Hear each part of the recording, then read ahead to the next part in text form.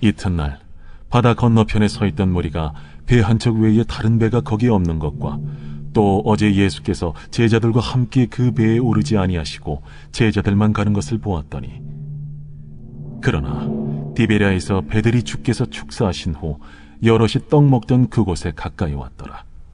무리가 거기에 예수도 안 계시고 제자들도 없음을 보고 곧 배들을 타고 예수를 찾으러 가버나움으로 가서 바다 건너편에서 만나, 라삐어, 언제 여기 오셨나이까? 내가 진실로 진실로 너희에게 이르노니 너희가 나를 찾는 것은 표적을 본 까닭이 아니요 떡을 먹고 배부른 까닭이로다. 썩을 양식을 위하여 일하지 말고 영생하도록 있는 양식을 위하여 하라. 이 양식은 인자가 너희에게 주리니 인자는 아버지 하나님께서 인치신 자니라. 우리가 어떻게 하여야 하나님의 일을 하오리이까? 하나님께서 보내신 이를 믿는 것이 하나님의 일이니라. 그러면 우리가 보고 당신을 믿도록 행하시는 표적이 무엇이니까? 하시는 일이 무엇이니까? 기록된 바 하늘에서 그들에게 떡을 주어 먹게 하였다 함과 같이 우리 조상들은 광야에서 만나를 먹었나이다. 내가 진실로 진실로 너희에게 이르노니 모세가 너희에게 하늘로부터 떡을 준 것이 아니라 내 아버지께서 너희에게 하늘로부터 참 떡을 주시나니 하나님의 떡은 하늘에서 내려 세상에 생명을 주는 것이니라. 주여, 이 떡을 항상 우리에게 주소서.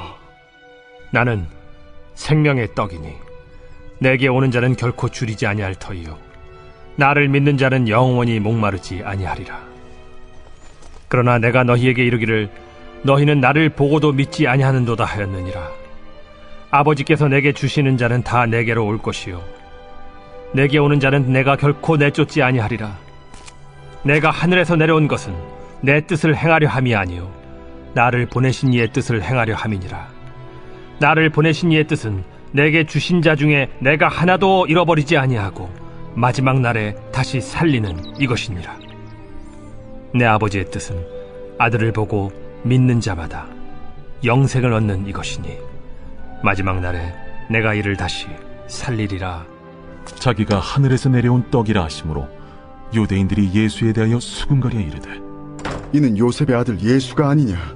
그 부모를 우리가 아는데 자기가 지금 어찌하여 하늘에서 내려왔다 하느냐?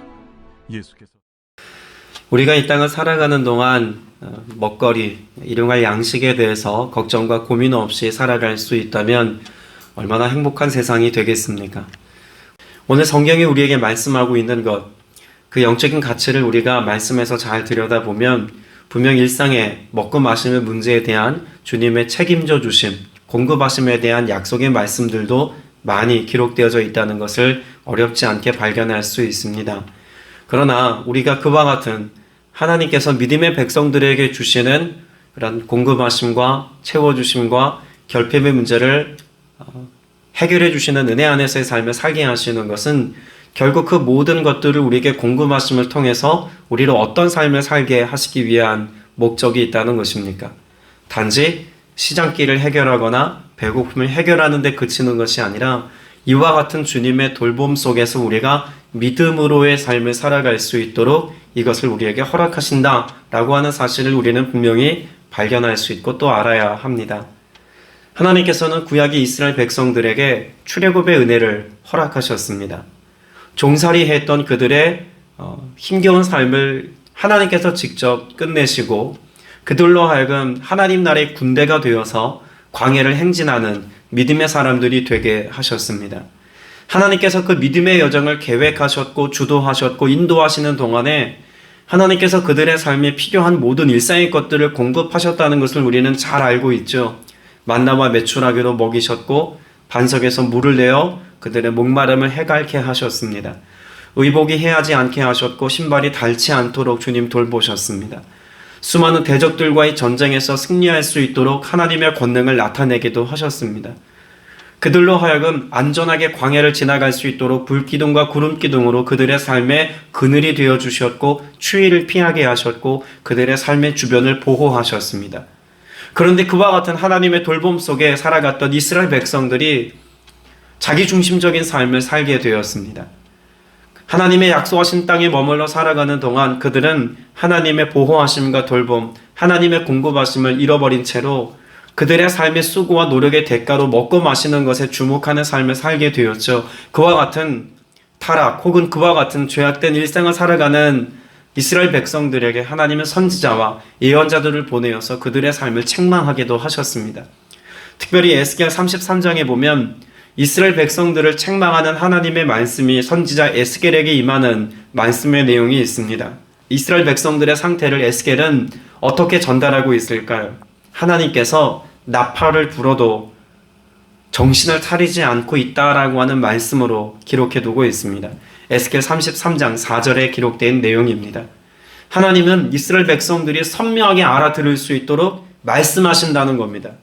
마치 나팔 소리를 불어 그들을 깨우기 위하여서 하나님 큰 목소리로 그들에게 말씀하고 계시지만 그들은 하나님의 말씀을 귀 기울여 들으려고 하지 않습니다.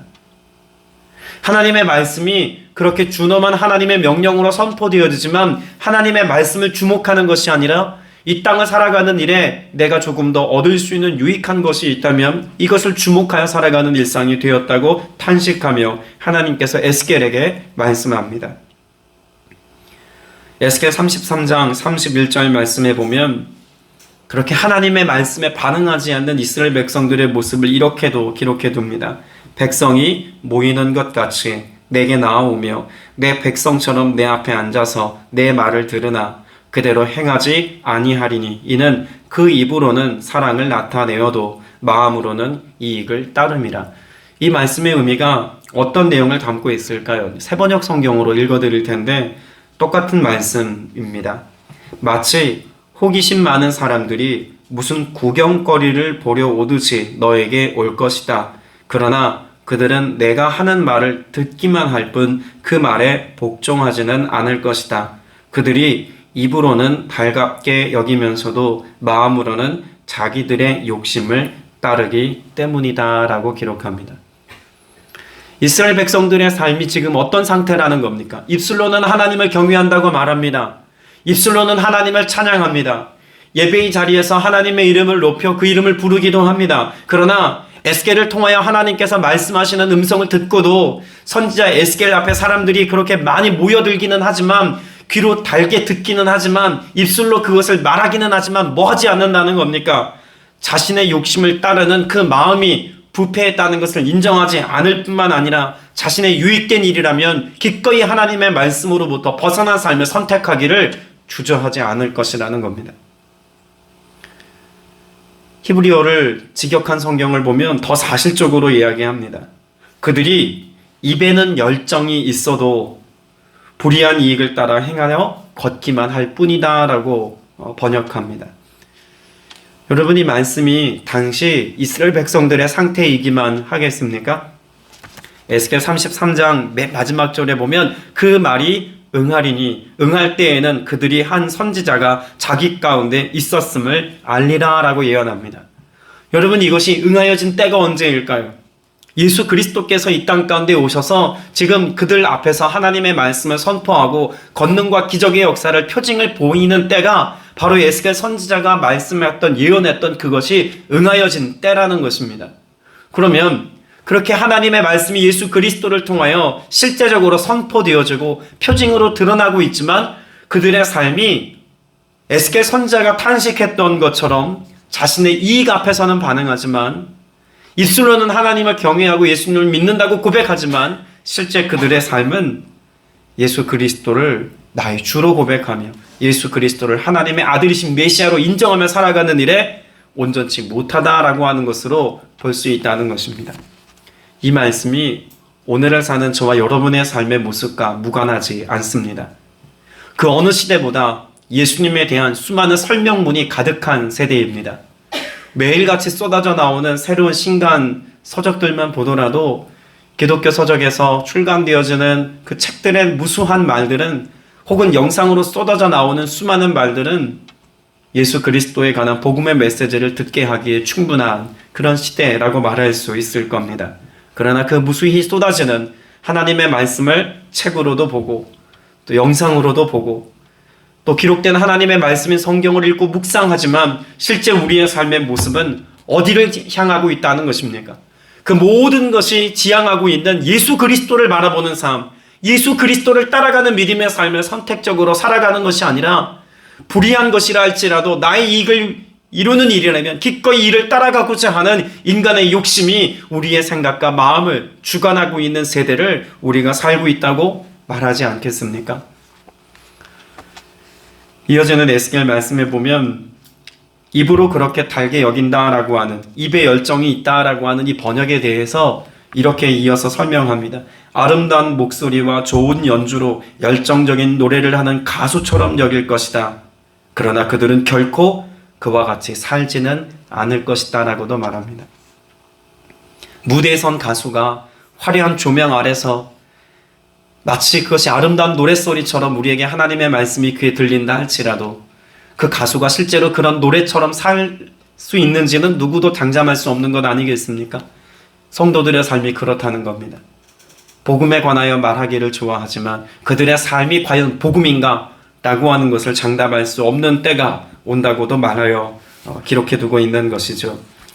오늘 본문에 등장하고 있는 예수님을 찾아 나선 사람들, 예수님께서 전날 행하셨던 오병이어의 기적을 보고 그들의 배부름과 또 그들이 경험하게 된 이 기적적인 스토리 앞에서 그들이 제일 먼저 떠올렸던 장면이 있다면 어떤 장면이었을까요? 만나와 메추라기를 먹었던 광야 생활하고 있었던 이스라엘 백성들의 모습입니다. 그들에게 있어서 누구보다도 위대한 선지자였던 모세와 같으니 예수 그리스도가 거기 계심을 알았기에 그들은 예수님을 찾아 나섭니다. 그런데 예수님께서는 그렇게 예수님 앞에 나온 자들에게 뭐라고 말씀하고 계실까요? 26절에 내가 진정으로 진정으로 너에게 말한다. 너희가 나를 찾는 것은 표징을 보았기 때문이 아니라 빵을 먹고 배가 불렀기 때문이다 라고 말씀합니다. 예수님은 그들이 표징을 보았기 때문이 아니라고 말씀하죠. 이 말의 의미는 그들이 예수 그리스도를 하나님의 아들로 믿고 인정했기 때문이 아니라는 것입니다. 믿음에 반응하여서 그 마음 가운데 믿음이 일어나서 주님을 따라간 것이 아니라 무엇 때문이라고요? 그들이 전날 먹었던 양식으로 인하여서 육신의 배가 불렀기 때문에 그 만족스러움, 육신의 만족을 따라서 예수님을 찾아 나선 것, 이것에 대하여 예수님께서 말씀하시고 가르치고 교훈하고 계신 것입니다. 배고픔의 문제를 해결받는 것이 뭐 그렇게 나쁜 일은 아니지 않습니까? 근데 왜 예수님께서 이렇게 준엄한 목소리로 그들을 책망하듯 말씀하셨을까요? 예수님이 지금 그들에게 주려고 하는 본질을 보고 있지 않기 때문에 그렇습니다. 예수님이 주려고 하는 것, 그들에게 허락되어진 그 영적인 가치를 보기보다 육신을 만족하는 그것에 그들의 마음이 빼앗겼을 때 그들의 결국을 주님은 아셨기 때문에 지금 경고하고 계신 것이죠. 배고픔의 문제가 해결되어지는 것만을 바라보고 따라가는 사람들의 결국을 6장 66절에서는 어떻게 기록해 두고 있을까요? 6장 66절에 보면 이 때문에 제자 가운데서 많은 사람이 떠나갔고 더 이상 그와 함께 다니지 않았다라고 말씀하고 있습니다. 예수 그리스도를 하나님의 아들로 믿는 믿음의 고백도 없이 단지 내 육신의 배고픔을 해결하는 이것으로 예수님을 따라갔던 제자들, 분명히 성경은 그들을 제자라고 말하고 있습니다. 제자의 삶을 살고 있지만 배고픔의 문제를 해결하는 것에만 주목했던 그들은 결국 자신의 삶의 만족스러움이 더 이상 자리하지 않을 때 예수를 떠나더라는 것이죠. 예수님이 지금 제자들을 향해서 말씀하고 계신 내용이 그래서 준엄한 목소리일 수밖에 없습니다. 예수님이 지금 주려고 하는 것은 단지 양식을, 만나와 메추라기를 먹여서 그들의 배고픔의 문제를 해결했던 과거 어느 때와 같이 지금 먹거리를 해결하시는 것이 예수님께서 하시려는 사역의 본질이 아니죠. 여러분, 예수님께서 지금 하려 하시는 일이 무엇이라고 말씀하고 있습니까? 27절 같이 한번 읽어봅니다. 시작. 너희는 썩어 없어질 양식을 얻으려고 일하지 말고 영생이 이르도록 남아있는 양식을 얻으려고 일하여라. 이 양식은 인자가 너희에게 줄 것이다 라고 말씀합니다. 자, 예수님 분명히 양식 주시겠다고 말씀하셨습니다. 그런데 예수님께서 주려고 하시는 그 양식은 전혀 다른 차원의 양식이라는 겁니다. 만나 어떤 것이었습니까? 하루가 지나면 썩어 없어지는 것들이었습니다. 그날이 지나고 나면 더 이상 먹을 수 없는 것이 되었던 것이 만나였습니다. 그런데 예수님께서 이제는 썩어 없어질 그 만나가 아니라 무엇을 주시겠다고 말씀하나요? 영생에 이르도록 남아있는 양식을 주시겠다고 말씀합니다. 여러분, 그 양식은 무엇을 지금 말씀하고 있는 걸까요? 예수님께서는 35절 말씀에 내가 생명의 빵이다 라고 말씀합니다. 그러면 여기 양식을 주시겠다고 말씀하신 그 의도는 무엇을 주시겠다는 것입니까? 자신을 내어주시겠다는 것입니다. 그럼 영원한 양식은 어디로부터 비롯된다고 말할 수 있을까요? 예수 그리스도께서 십자가 위에서 자신의 생명을 내어주심의 결과가 무엇입니까? 죄사함이죠. 그 죄의 문제가 해결받음을 통해서 우리가 영생을 얻게 되어진다는 점에서 우리는 영원한 양식을 얻은 자로서의 삶을 살게 되었다는 것입니다. 때문에 예수님께서는 우리의 육체의 배고픔의 문제를 해결하는 것보다 죄의 문제를 해결받고 영원한 생명을 얻은 자 되어서 주님을 따라가는 인생 되어져 영원한 생명을 누리는 자, 하나님 나라에 합당한 자로서의 삶을 살아갈 것을 당부하고 말씀하고 계십니다. 오늘 함께 예배하는 저와 여러분도 반드시 점검해 보아야 할 것이 있습니다. 우리는 어떤 목적을 가지고 예수님을 찾고 있습니까? 어떤 의도를 가지고 예수님을 따르는 믿음의 삶을 살고 있습니까? 이 땅의 많은 그리스도인들 가운데 분명 예수님을 지금 찾아 나선 이들과 같이 배고픔의 문제, 일상의 문제를 해결받기 위하여서 예수님을 따르는 이들에게 적지 않다고 저는 확신합니다.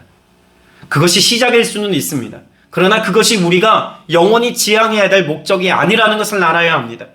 그 믿음의 출발선에 섰을 때는 그 일들을 경험하는 것 중요합니다. 왜일까요? 그것이 표징이 되어서 예수가 그리스도이심을, 하나님의 아들이심을 알 수 있는 이유가 되어진다는 점에서 중요합니다.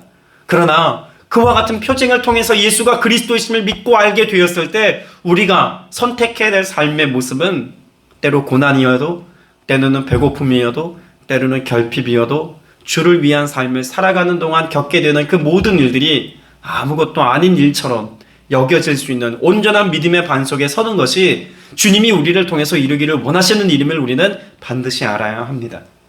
예수님은 알고 계셨습니다. 복음을 전하는 현장 가운데 초대교회 성도들이 경험하게 되어질 것, 그것은 고난인 것을 알고 계셨습니다.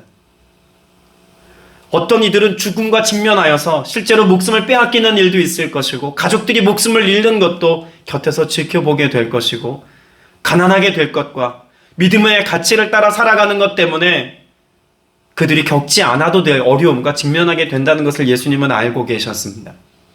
그리고 우리가 앞서 나누었던 것처럼 지금 요한복음을 읽고 있는 1세기 성도들의 모습은 실제 그와 같은 삶을 겪고 있는 성도들이 최초의 독자들입니다.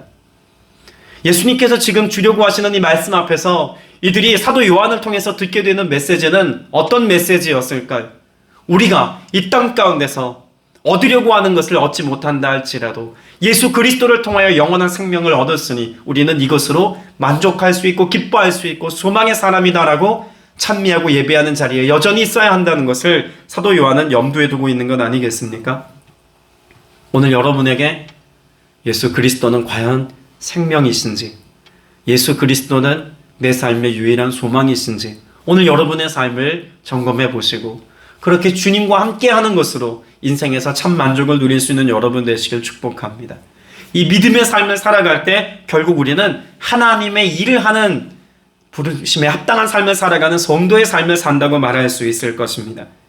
28절 말씀에 보면 사람들이 묻습니다. 무엇을 하는 것이, 우리가 무엇을 하여야 하나님의 일을 한다고 말하는 것이 됩니까? 라고 질문하죠. 그때 예수님께서 그들을 향하여서 대답하십니다. 하나님께서 보내시는 일을 믿는 것이 하나님의 일이다 라고 말씀하고 있습니다. 우리가 주님의 사명을 감당하고 복음에 합당한 삶을 살아간다는 것은 선교적인 삶을 살아가는 것이나 전도에 열심을 낸다는 것이나 혹은 하나님의 말씀을 잘 양육받고 훈련받는 것을 포함하는 것이 합당합니다. 그도 하나님의 일이라고 말할 수 있습니다. 그러나 그 모든 일의 시작이 되는 하나님의 일은 무엇일까요? 믿는 것입니다. 예수가 그리스도이심을 믿는 것입니다. 주님이 오늘 내 삶을 경영하시고 견인하시고 인도하시고 이끄심을 내가 믿는 것입니다. 그 믿음으로부터 하나님의 이름은 출발하고 또한 완성됩니다. 하나님의 일의 괄호 같은 것이죠. 그 시작과 끝이 믿음이라고는 괄호 안에 있을 때 그 모든 영적인 일들이 유의미한 일이 되는 것입니다. 믿음을 제외하고 하는 모든 일들은 마치 생명 없는 껍데기와 같은 것으로 나타날 수 있다는 것을 분명히 우리에게 말씀해 두고 있습니다. 종종 나눕니다만 한국교회에 그래도 모범이 되어지는, 또 우리가 존경하는 목회자로 손꼽는 몇몇 목사님들이 있지 않습니까? 이 믿음과 관련하여서 제 마음 가운데 늘 지침으로 삼는 그런 몇몇 목사님들의 그런 이야기가 있습니다. 한경진 목사님에게 한국교회 유명한 목사님들이 찾아와서 어떻게 해야 평생 목사님처럼 그렇게 청렴하고 하나님 앞에 가난한 심령을 가지고 목회를 잘할 수 있겠습니까? 라고 질문하기 위해서 은퇴한 한 목사님에게 찾아오죠. 그때 한경진 목사님이 찾아온 목회자들에게 어떤 고백을 하셨습니까? 예수 잘 믿는 목사 되십시오. 예수 잘 믿는다라고 하는 것, 여러분, 이것은 그저 너무나 평범한 또 기초가 되는 어떤 이야기를 말씀하신 것이 아니라고 봅니다. 저는 요한복음에 기록되어지는 이 말씀을 한경진 목사님이 목사들에게 들려주는 건 아니었을까라고 생각됩니다. 온전히 예수님을 신뢰하고 믿음으로 따라가는 삶이 없다면 복음을 전하는 현장 가운데서 큰 교회를 세우고 많은 성도들을 모아서 영향력 있는 사역을 한다고 할지라도 이것이 하나님 앞에 과연 합당한 일이겠는가 자문할 것을 말씀하는 것 아니겠습니까? 믿음이 있고서야, 예수 그리스도를 향한 온전한 믿음이 있고서야 모든 일들이 의미 있다는 것을 한 목사님은 그렇게 설명했다고 봅니다. 옥하는 목사님도 설교를 통해서, 글을 통하여서 자주 이런 이야기를 하곤 했습니다. 하나님을 위해 일한다는 것은 불가능한 일이요 또 불필요한 일입니다. 인생이 하나님을 위해 할 일은 없습니다. 그저 믿기만 하면 그것이 하나님 보시기에 선한 일입니다. 예수 잘 믿는 목사가 되어지는 것, 예수 믿는 믿음의 고백을 가지고 믿음으로 사는 성도가 되는 것, 이것이 하나님의 일입니다. 그런 점에서 오늘 여기 모인 저와 여러분을 포함하여서 온 교회 성도들은 모두가 다 하나님의 일에 온전히 참여하는 자들이 될 수 있습니다. 믿음의 고백을 가지고 주님을 신뢰하며 오늘을 살아가는 것이 하나님의 일이라면, 그와 같은 믿음의 고백을 따라 오늘을 살아가는 삶의 모습을 통해서 나를 통해 예수가 드러날 수 있고 믿음의 가치를 따라서 하나님 나라의 선한 영향력이 드러날 수 있다면 여러분, 이보다 더 놀라운 하나님의 일이 어디 있겠습니까? 그런데 그와 같이 예수 그리스도께서 생명의 빵이 되시며 우리의 삶의 소망 되심을 믿는 믿음으로 살아가야 할 하나님의 백성들이 어떤 삶을 살기에 하나님께서 탄식하고 계시다라고 말할 수 있을까요? 39절 말씀에 보면 나를 보내신 분의 뜻은 내게 주신 사람을 내가 한 사람도 잃지 아니하고 마지막 날에 모두 살리는 것이라고 말씀합니다.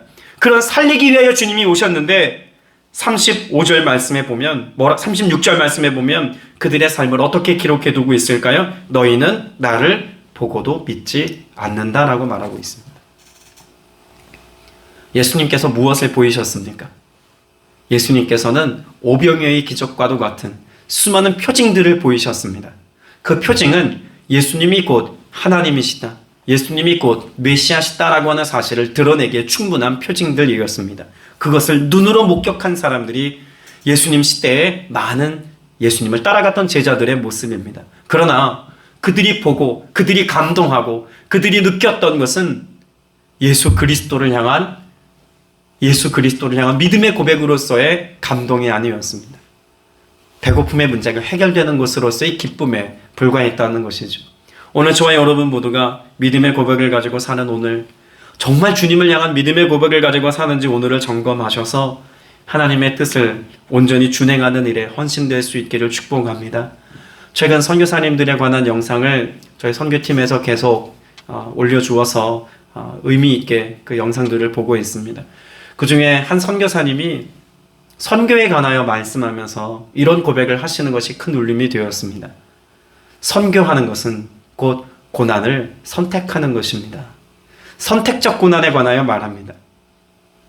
내가 믿음의 고백을 가지고 주를 위한 삶을 살아가기 위해서는 기꺼이 고난을 선택하지 않으면 복음을 전하는 일이 불가능에 가까운 일이다라고 하는 것을 선교 현장 가운데서 깊이 경험하셨다는 고백을 나눕니다. 여러분, 비단 선교 현장 가운데 있는 선교사님들에게만 해당되는 이야기일까요? 복음으로 살아가는 것이 과연 선교사님들의 몫이기만 하겠습니까? 이 땅을 사는 모든 그리스도인들은 복음에 매여 살아가야 하고 복음에 합당한 열매를 맺으며 살아야 하고 복음의 능력을 경험하는 삶을 살아야 합니다. 그런데 복음에 합당한 삶을 살아가는 것이 우리 그리스도인들에게 주어진 삶의 모습인 것은 인정하고 알지만 고난은 선택하려고 하지 않습니다. 고난을 회피하기 위하여서 믿음을 선택하는 삶을 살아가는 것이 우리가 살아가는 일상의 모습이 아닐까 생각됩니다. 서두에 말씀드렸던 에스겔 말씀을 꼭 기억할 수 있게 되시기를 바랍니다. 입에 열정이 있는 사람, 그들을 향한 하나님의 말씀은 심판이었습니다. 그러나 불의한 이익을 따라 살아가지 아니하고 하나님의 말씀을 쫓아서 복음에 합당한 삶을 살아가는 자들을 향하여서 하나님께서는 구원과 회복과 축복과 은혜를 예비해 두고 계시다고 분명히 말씀해 두고 있습니다. 오늘 여러분의 입술의 고백과 마음의 중심이 같은 것이 되어서 하나님의 마음에 합한 삶을 살아가는 믿음의 성도들 다 되시기를 주님의 이름으로 축복합니다.